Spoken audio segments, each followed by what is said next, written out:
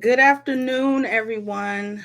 Thank you for joining us for our first Drop the Mic Mondays and offering here at About Face Veterans Against the War. I'm Natasha, the organizing director, joined by my co-director, Shawna. Hi, everybody. I'm Shawna Foster, organizing director with About Face Veterans Against the War. And we're excited because this, series really is a conversation centered around the military industrial complex. And so there's a lot that I understand that people are understanding as we're surviving this current pandemic. And there really is a desire for the people to see more, to receive more support in this moment. And so it is an absolute contradiction when we see in real time the normalization, the truly ingrained, the military, defense, police, industrial complex that seeks to have the largest and bloated budgets, that have all of the access to resources at their fingertips. And while we see in real times our neighbors needing more in order to feed themselves, house themselves, and to be, healthy. And so, again, just welcome for everyone that is joining us, whether you're on Facebook, YouTube, or watching us stream on Periscope, Twitter. We welcome you to this space. We will do this series in terms of seasons. So this is our season, our first series of this season. I know, right? So, Shawna, this was really a labor of love in bringing us to this point, which is, About Face, has had an evolution in terms of our name and who we've been over the decades, dating back to 2004, really being informed from the Vietnam veteran era, and really pulling from our experiences and wanting to show up in space and share the truth, right? Folks who have been directly involved in U.S. imperialism, whether it be here locally on U.S. soil or abroad globally across the world, and feel strongly that we are in a good position to share, particularly at a local level, a grassroots level. And so we can talk about what it looks like to build power. But also, as we build power, we think about how important it is, as we've evolved as an organization, to also talk about the care that our communities need, how we talk about what we can do about that collectively. And so Drop the Mic is really, was born out of I believe it was an organizing summit in Detroit, Michigan, back in 2015. That's right. And really, that was when we were Iraq Veterans Against the War. So through that evolution from 2004, from our founding to a 2015 summit, along the way, we've done strategy sessions, which we're continuing to do now, right? but we've done strategy sessions to think about like where can we really position ourselves to make the largest impact. And while we are, not monolith, and we do various, community engagement and work across the map, as we have members across the United States and globally, I think what we landed on was the military industrial complex, something that I've had experiences with while I was on active duty in the Air Force. And Shawna, I know for you, I'm really interested in hearing you share a little bit about your experiences. You've been with the organization for a long time, yeah. a minute. And so I'm curious to hear you share your perspective in the context for today's conversation. Thanks, Natasha. Yeah, I just felt like this has been a long time coming, especially with the pandemic, to be able to talk to our allies and really our members about what are we doing with anti-war activism, or what's the anti-war activism scene like these days. I think there's a lot of good podcasts out there with foreign policy analysis, and that kind of goes over like what we should be doing. But I wanted, when we were thinking of this show, we were just like, there are so many people out there doing awesome things that we hear about all the time, and we want to put that out there and platform folks and elevate folks who are doing a lot of anti-war activism who reach out to our organization. And hey, Jason from Estonia, he was actually in Denver, colonized name of Denver. I'm out here on Blackfeet Ute lands, and Jason was here as well, and now he's in Estonia. So that's one of our members worldwide. Jason, it's good to see you. So Drop the Mic Mondays is supposed to be like a check-in conversational type of show between Natasha and I, where we talk about what's going on with experts who are working in the anti-war movement, just kind of make sure that people know of what's going on out there. And this show is to introduce the organization, what this podcast is about, and it's different from the Demilitarize You. Demilitarize Use is another program that About Face does that's supposed to be like a standalone piece, political education of what is going on. Like, we had a really fantastic one on Ukraine that broadcast live on February 26th. So go check that out. Hear from experts, Brunko and Vladimir, who have family in Ukraine, lived in Ukraine, really break down all the different kinds of complicated topics on that. So please check out the Demilitarize Use. We also talked about Afghanistan with the United States finally pulling out, and how they did it in such a way. I mean, anyway, go to the Demilitarize Use. That's where we talk about with people who are the most affected of our current crises, talking about really how do we understand this moment and what should we do to build solidarity. And Drop the Mic, I think, is more of just like casual conversation. This is what we're doing. And so to talk a little bit more about our organization, since this is like the introduction episode that we hope people will review as introducing the organization. I have been a member since 2006. And About Face formed at a VFP convention back in 2004, where there were 10 veterans that got together and said, we really want to take on the war machine and stop the war in Iraq in particular.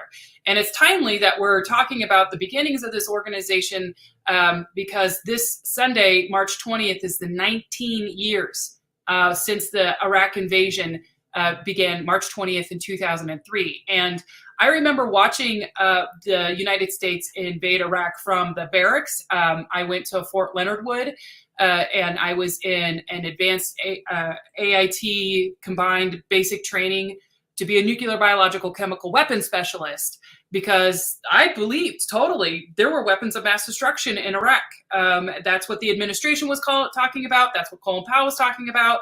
And I was in Omaha, Nebraska, needed to go to college, and wanted to help my country at the same time protect us from the same kinds of people who caused September 11th.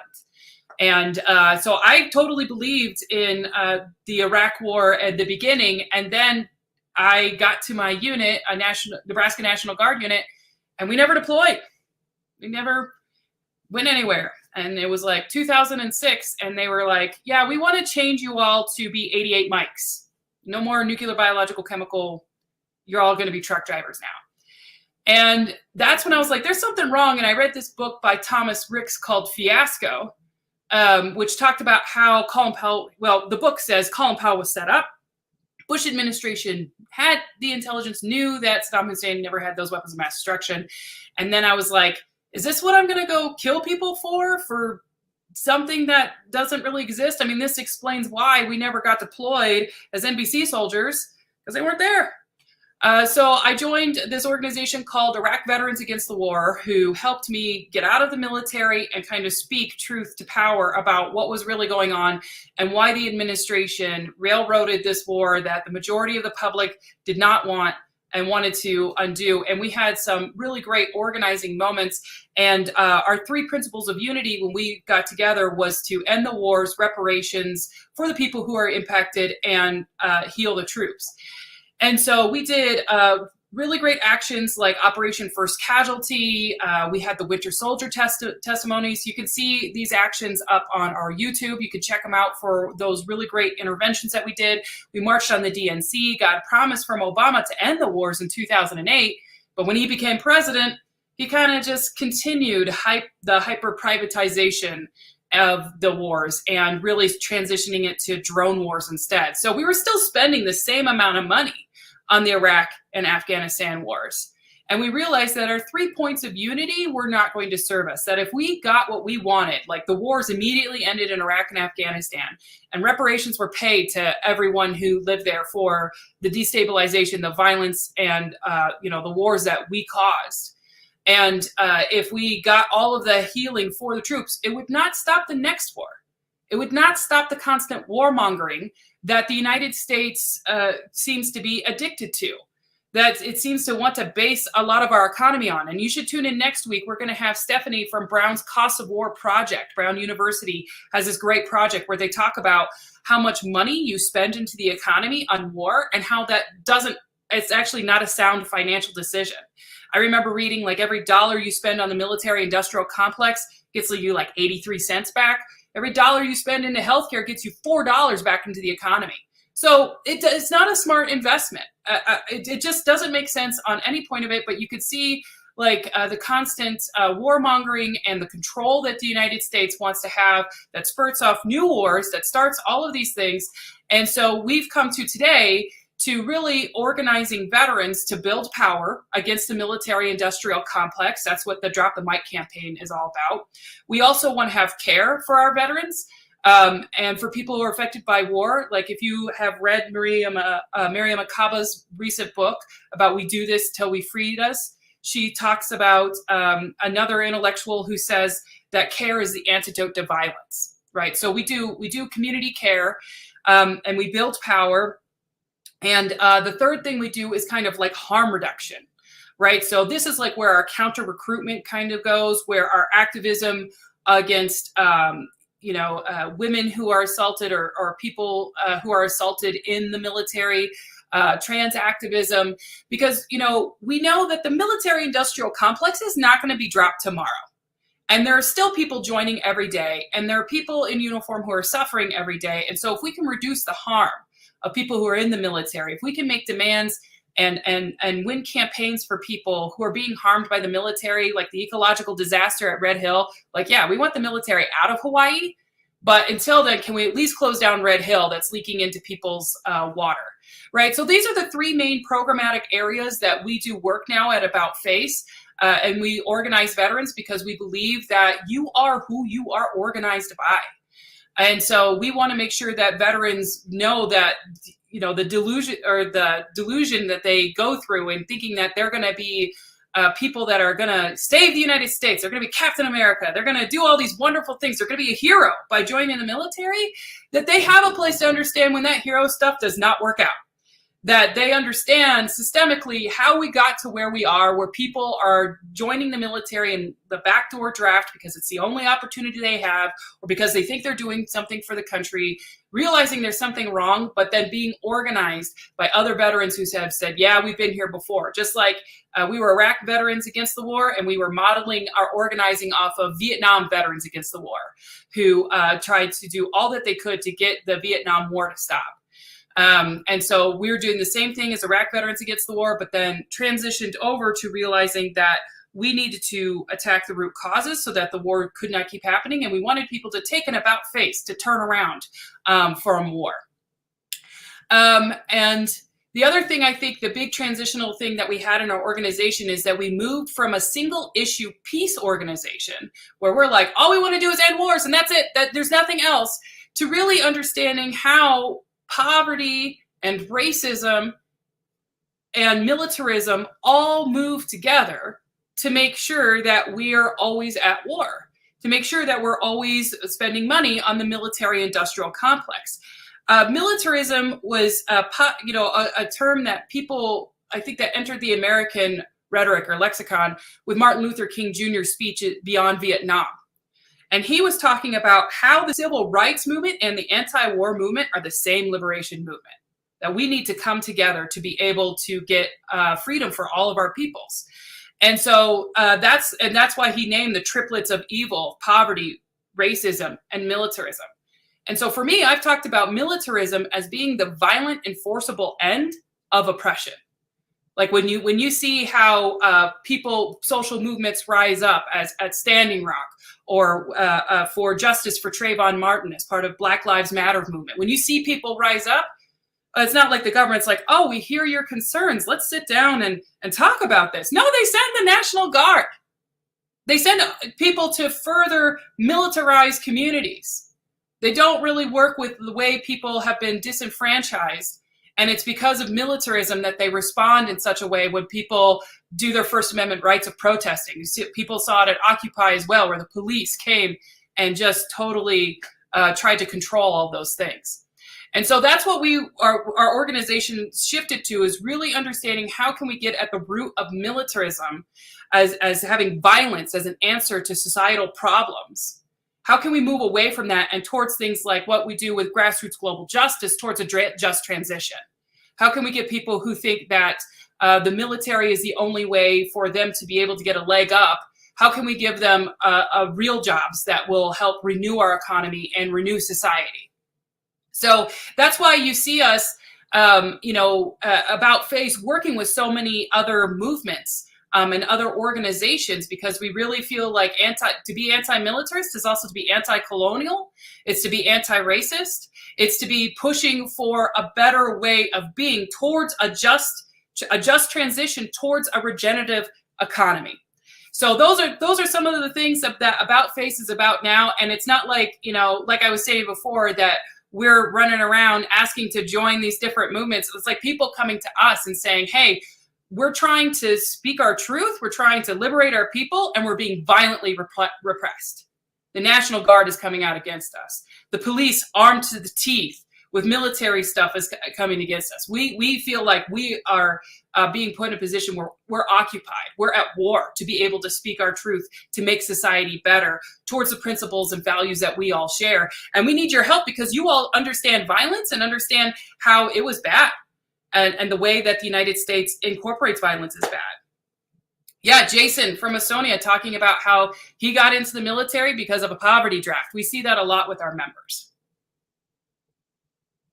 Yeah, right on. I mean, you said a mouthful, Shawna. I think this is why we should approach this conversation around the extension, the intersections, really, right? And how there's like no denial. And I'm excited about our, upcoming speakers that we're going to have on, because the idea is that this really is complex, but it truly is simple. So we're going to have conversation with folks who are researchers, activists, folks with first voice experiences, artists, and fellow veterans that really are in movement spaces to unpack this thing as we understand it as the military industrial complex, with the intersections at policing, over policing communities. And so one of the things that, I'm really excited about is this series, and hope that you all will join us each week, is let's learn together in the ways that you are curious or are new to the conversation. Let's lean in with questions, and be curious around disagreement, because I understand that we just have very understandings and might be, benefit in some ways. So I'm excited for this space because I think it is a space to have some public education, to grow our understanding together. And then how can we work together to dismantle this thing? Shawna talked about building power. I'm really understanding more about, like, it's not just building power because we want to reform the current systems. We really should be having conversations around what does power actually truly look like? How much influence do we have on the tangible outcomes that people feel, right? And so when we're talking about an economy that doesn't, to the tune of $700 billion invest in the Pentagon and the defense industry, overwhelmingly of which 60% or so goes to private corporations and doesn't benefit the troops and the military, like, is often said in DC. So, when I we mean, have. it's pushing our society to be a Yep. mercenary society, right? Yep. And And I just so, want to interrupt you because I want you to share about yourself. I want you to share a little bit about your military history and how you came to about face. I got to talk forever, so you got to do the same. yeah, I mean, thanks for bringing that up because, as I see this work, is how do we, um, already know and understand that we need to shift funding. But what does that look like? What does amassing power in this space look like?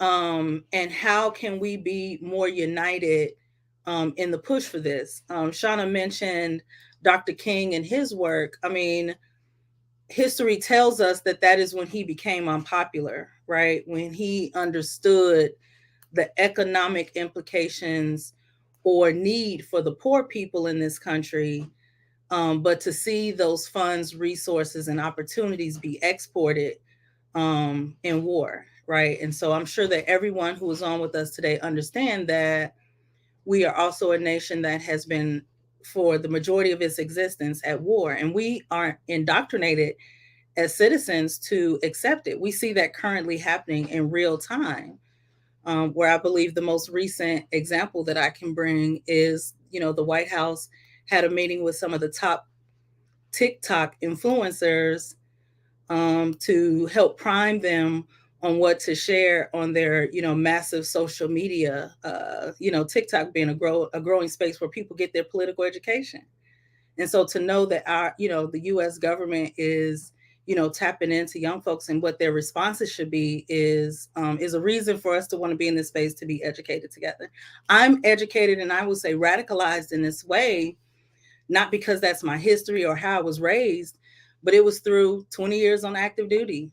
Um, and not just, as I was promoted ultimately to,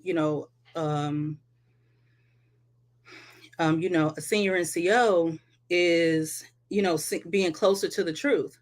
And the closer I got to it, the more, I was just like, damn, I cannot believe, not that I cannot believe, but I started to really, peel back a lot of um, what I understood my participation meant. And so it was, programs that I had participated in, whether it was being in a joint program around the MRAPs when there was a drawdown from Iraq to Afghanistan, um, just being deployed to Kuwait in that space and really supporting both theaters, primarily. And, seeing, those same MRAPs, just a few short years later, roll down the streets in Ferguson and, project hazard or chemical weapons onto the citizens who demanded justice for the murder of Mike Brown Jr. and so many others across the nation at that time, right? And so that was the contradictions for me that was just becoming undeniable to pay attention to, and felt less in line with being on active duty. And so one of the things that I think really really brought me full circle to really being really wanting to be in this space where I can learn with other people, be in principal struggles with others who have experienced this, is to see that, military leadership just wasn't in a real position to call this out, And so the final point that I'll make before I end is where I saw, colonels and generals will retire on a Friday and, take a 2-week vacation. And then when they came back, they were wearing a polo for you name the corporation. And folks will still call them colonel or general. And they would still get the same decorum, respect, and be, parts of, defining our mission based on their, who they were. And so that is where, I just really understood that the, industrial complex was replacing traditional military. Apologies for my neighbor's puppy. but my final thought, just to close this thought, Shawna, is, that's where I started realizing how much less resources were going to the military families, but were being exported to, these corporations in real time on basis. Yeah, I mean, to emphasize your point, with Texas talking about how a third of their military folks are eligible for food stamps and apply for that. It kind of echoes my own history, because I was born on an Air Force base, and my dad was a E1. My mom had to get out of the military because she was in Guam when she realized she was pregnant with me. And they were in a trailer park near Shaw Air Force Base, because E1s don't get housing. Are you kidding? Like that doesn't happen. And so people think that, when we spend the $700 billion, it's going so that, my uncle or my grandpa who survived Vietnam can get his treatments for Agent Orange. It's going to make sure that these kids get some kind of discipline and are able to go to college. And it's like, no, most of that money is lying in the pockets of Raytheon. And like you're saying, the big title people who retire off their 20 get that pension from the military, and then they turn right back around for lobbying for those folks. I mean, it's a big club, but we're not in it, And that's the thing. So, the point of this series is that a lot of this, most of y'all know, we see across social media. I talked about the moments that really, were my aha moments, or at least moved me to do something and be a part of a movement and organize with others who, for their reasons are in this space to build together, to share political, geopolitical education, because that's needed. We're seeing that here currently in real time, where we want to have, conversations around, what's currently happening abroad.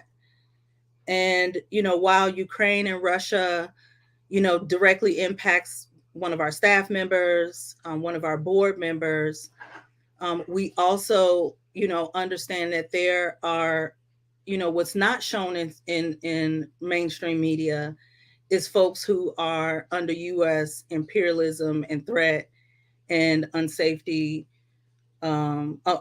conditions right now in real time as well, right?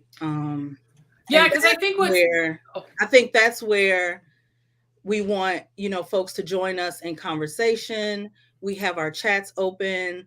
I think that for you all to give us some reflection, we want to have an active conversation in this space with folks, because I think we can learn so much from just having open dialogue. What were you going to share, Shawna? Well, I was just going to say, I want us to be talking about what's going on in the anti-world world. What are people doing? There's Russians right now organizing protests, speaking out by the thousands against this war, and getting conscripted and getting arrested, and are risking their lives and torture to be able to speak out against the war. But then you also have people in Crimea who are resisting to be conscripted and deployed against Ukrainians. You have Ukraine doing their best to capture Russian soldiers and send them back to their moms. I mean, it's just like the amount of anti-war resistance that is going on with this war, I think, is like the way out. of to be able to de-escalate and secure peace talks, not through a further escalation of like NATO coming in and then Russia escalating, and then, you know, because that's kind of what brought the wars to this point of both this jockeying of power, rather than, you know, it's just amazing what anti-war activists around the world are doing in active areas of conflict. Like, I know we're all talking about in Ukraine, but we also are doing a lot of work to help people in Afghanistan to get around the sanctions. Like Biden taking $7 billion from the Taliban that didn't orchestrate September 11th. That was Al Qaeda. I don't know if people need a history lesson. And giving it to the families of September 11th. It's like, what how does that bring peace? How is that justice? And also for the people of Iraq. But, you know, I feel like, Natasha, what you really bring is like the way war is going, with the constant surveillance, the kinds of things that you saw in AFRICOM, the logistics of how we are monitoring and exerting our influence around the world for ways that make us a lot of money, but don't deliver a lot of justice or peace, right? And so that's why I'm so glad. Like, I feel like, you know, the stuff I did back in the day, I'm old now. Like, nobody really seems to care about these weapons of mass destruction. I feel like, you know, it doesn't matter. What matters now is kind of like, where's the future of war? It's a privatization, right? It's how we're turning into a mercenary society. We're also going to have a guest on in a couple of weeks, member Lisa Ling, who's going to talk about how we're moving from drones to the kill cloud and the future of warfare there, right? So I really want us to have the space with you who's watching this, to be able to see what is going on and how can we be moving as a movement together. To your point, Natasha, that's why we want this to be a conversation. We want to hear from you about what are you doing to build power against the mic, against the military industrial complex. How can we be together? Because I think if you just consumed your typical Twitter feed or mainstream media, you would think, nobody's really doing nothing. But I feel like what the activists in Russia and Ukraine, for example, are doing are going to bring the war to a halt. Yeah. And I mean, to this moment, I think we've been we've been learning politically across social media.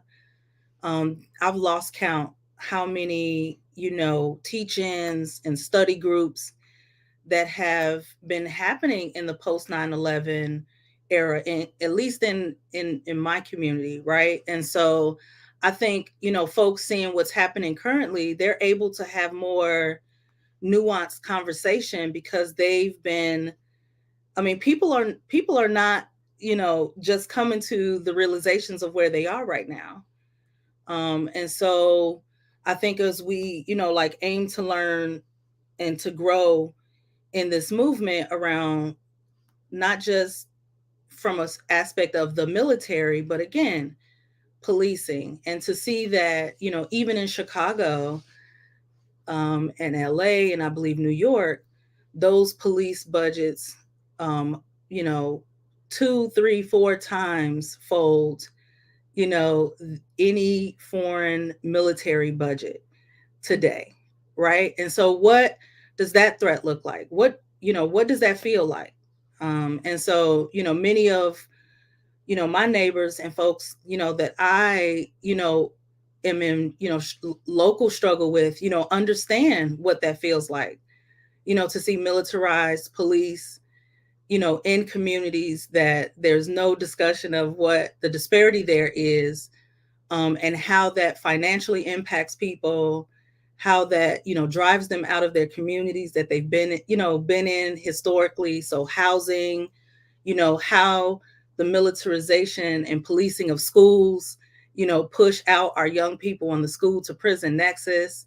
And so, and all of the insecurities that, that bankrupts, our communities from a militarized police, we cannot, ignore those intersections. And so I think, again, I just welcome folks who are joining us, whether you're on Facebook, Twitter, or YouTube, is to engage with us each week. We are going to have a great lineup, as Shawna mentioned. We would love for you to interact with us on the chat. If you're an About Face member, plan to join our national organizing call that happens on Wednesdays at 8 p.m., where we are going to, continue to move our work forward by creating working groups where we can unpack political education together, um, creating think tanks or working groups, if you will, to grow this work and make even stronger impacts both locally, globally, and to build power and take and reclaim power in ways that can impact people directly every day. Right. And so as veterans, we don't center ourselves in this work. We really, and again, it's not just about dropping comments, but how can we work together? So we, urge everyone who might be out there watching us today to get in touch with us. You could either email us at staff@aboutfaceveterans.org or visit our website, which is the same, aboutfaceveterans.org, and reach out to us. We have a speakers bureau where if you're in a school, which is really important, in these days where recruitment is seeing a benefit from the economics or, just the economic impacts of this pandemic. And so we see a lot of young folks committing to the military, not because they want to pick up, a weapon to, pay for college, but because of where we are, they're doing that. And so we really want to be able to have conversations with young folks, a balanced conversation that, really does root from, sharing our experience. And so, again, I'm excited about this series and what it can be. I really want this to be an opportunity for us to join in, struggle. And again, really centering how we can.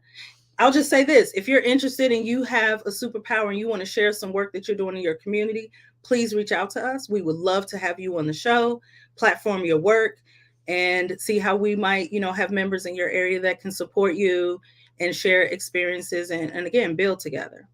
Shawna, what say you? I know we have a few minutes before we want to maybe transition. This is our first show. We just wanted to introduce the work that we're doing and really invite folks to be with us every Monday, 2 p.m. Eastern, right here. Shawna, what's on your mind? That's right. Join us and Drop the Mic. Next week, we have Stephanie Sabal from Brown University's Cost of War Project. After that, we're going to have whistleblower Lisa Ling live from the Networked Warfare Conference in Berlin. And then after that, we're going to have Andre Perez, who is from Hawaii, organizing against Red Hill, and Ramon Mija from Grassroots Global Justice, the anti-militarism organizer there. And then we'll wrap up this season with Aaron Hughes, big time, big artist, big deal guy now in Chicago, who designed a lot of the anti-war and activism things with the Just Seeds in Chicago. And so, just stay tuned. And if you have some activists, people who are doing anti-war stuff, let's get together. Let's share and promote each other about how we can break down the military-industrial complex together. One call to action I have for you is get your own Drop the Mic shirt. We don't really, that's right. We don't make money off of this stuff, really. Like, it's not something that, Natasha and I are able to buy a new car with. Really, we just make these available so that you can see, so that you can put that you're against the military industrial complex in your communities, in your neighborhoods, and really start the conversation, especially if you're talking to young people about joining the military. Bring this up. This shirt is a great thing to have. So you can go to our anti-war store, and we'll make that available for you. But I don't know. I feel like with podcasts, they always have somebody sponsoring them, right? It's like, this is just us, and we sell shirts. But mainly we do anti-war activism and organizing. And thanks to all of our individual donors, which power the majority of our work to make it happen, to end war profiteering as we know it. So thanks everybody for joining with us today, for watching this. Hopefully you got a good breakdown of my background, Natasha's background, and what this show is all about. Make your Mondays a whole lot better and a lot less militant by listening to us on Mondays with Drop the Mic Monday. Yay. Love it. Again, I think I'm dropping the link in the chat for you to be able to get your Drop the Mic gear. I was at a local grocer and a young person was like, hey, where can I get that shirt? And so I am happy that we are, now providing this to our, public supporters. Again, and if you support our work, go to our website, aboutfaceveterans.org, invest in us. If you are doing work in your local community, join us, reach out. We would love to collaborate and see where we can have a conversation with you. And again, if you are an About Face member, I invite you to come out Wednesday, bring a member with you for a great discussion, moving us forward in our work around our primary pillars to build power, community care, and harm reduction. And we cannot do this without each one of you. Thank you for joining us. Be well, stay safe. We'll see you here next Monday, 2 p.m. Eastern. Thanks for joining us. Peace, y'all.